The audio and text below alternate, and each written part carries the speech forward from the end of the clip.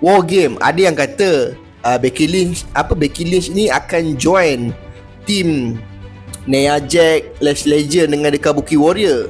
Mungkin daripada sini lah yang akan tercetus orang kata storyline-nya itu mungkin lah.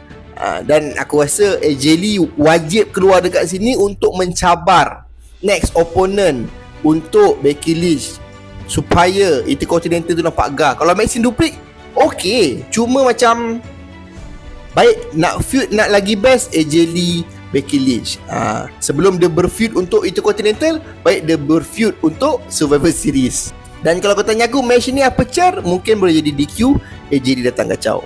Ataupun Becky Lynch akan retain itu title. Lepas dia retain, mungkin dia nak bantai Maxine Dupri ini, barulah AJ Lee tu datang. Wow. Lepas tu kita ada kemunculan John Cena last Raw dia untuk tahun ini. Bukan tahun ini lah, untuk WWE lah. Sebab bulan depan dia dah habis dah kontrak dia dan dia akan retire.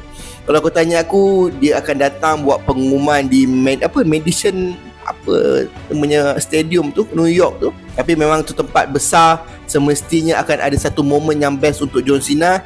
Dan kalau kau tanya aku apa prediction aku, mungkin akan keluar Dominic juga untuk minta rematch dia Intercontinental tu di Survivor Series San Diego. Sebab San Diego kan tempatnya Dominic.